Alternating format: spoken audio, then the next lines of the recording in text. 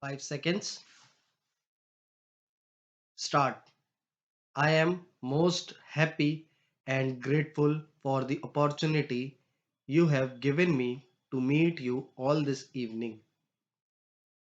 As you know, the Government of India and the provincial governments concerned have taken great pains and incurred heavy expenditure this year to improve the approaches and also the localities where the sacred Buddhist places are situated.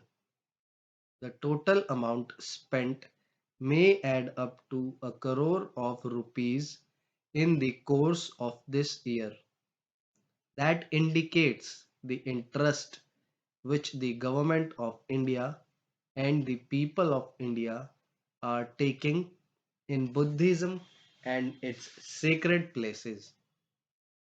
You have been good enough to mention some points which I shall have looked into.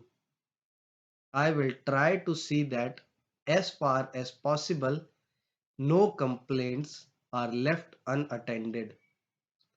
You have mentioned Bodh Gaya. I have been personally connected with the Bodh Gaya affair for a pretty long time. More than 25 years ago, a deputation of Buddhists from Ceylon and Burma came here. It wanted to have control of the Bodh Gaya temple. At that time, though the Congress had nothing to do with the government, it took up the matter and appointed a committee to make suggestions as to how best the Bodh Gaya temple could be managed in the interests of all and to the satisfaction of the Buddhists. The committee, of which I happened to be secretary at the time, recommended that the management of the temple should be placed in the hands of a committee on which Buddhists as well as Hindus should be represented.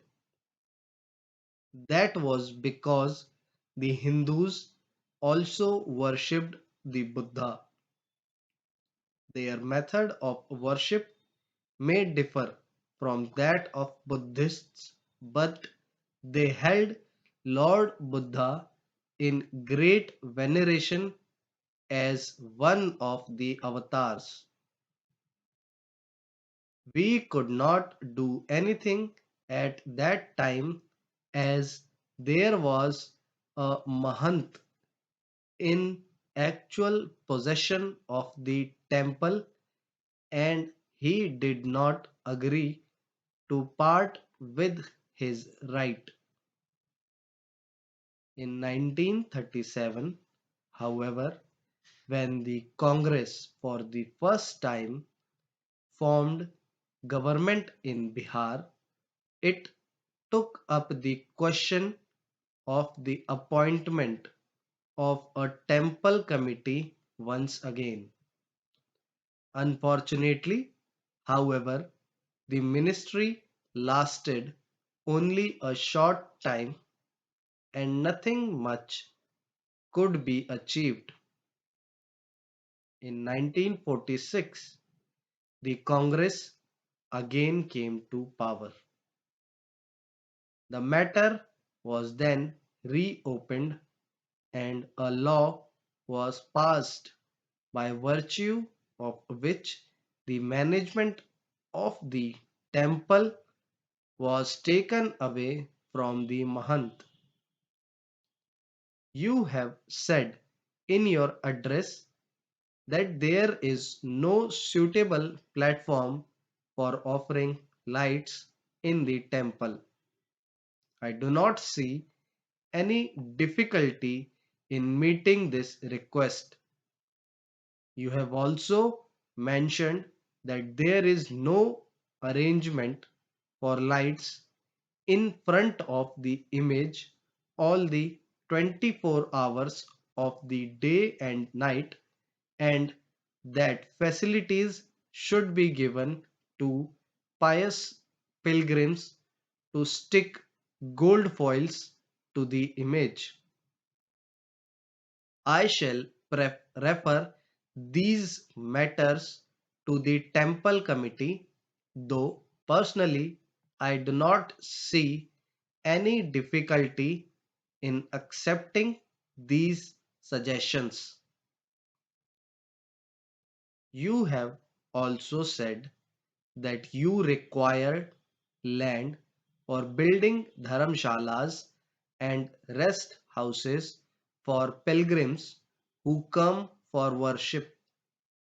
I believe that in all these places, including Bodh Gaya, some dharamshalas have been built which are pretty big and well furnished.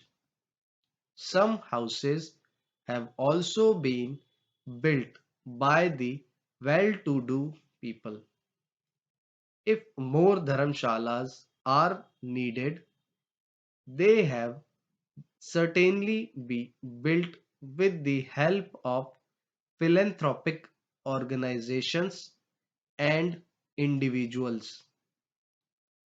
Being a thickly populated area, the availability of land may present some problem, but the government can always acquire land for an essential purpose. About Kushinara, you said that you saw some people digging out bricks from the stoop. As you know, all sacred places, including Kushinara, have been taken over by the archaeological department. They are therefore protected monuments, and anyone found damaging them is liable to prosecution under the ordinary law of land. You have also mentioned that there should be facilities for the study of the Tibetan language and its ancient literature. I may tell you that at Nalanda, which was at one time a great seat of Buddhistic learning, I, as president, laid the foundation stone of an institute for the study of Buddhistic literature about 4 years ago. Since then, the institute has started functioning, and some 30 or 40 students from various countries are already engaged in research work there.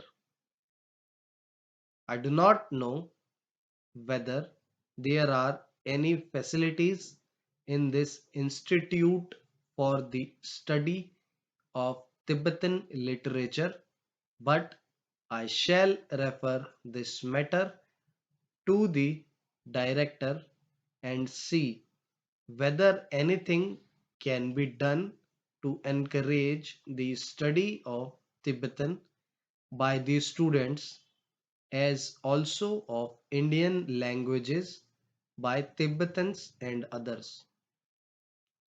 Regarding the other small matters mentioned in your address, I would request you to give me the points in writing so that I might ask the authorities concerned to look into them. I am glad that you have had an opportunity of going round the country and seeing things for yourselves. I have no doubt that there is a great revival of interest in Buddhistic studies everywhere and throughout the country. Stop.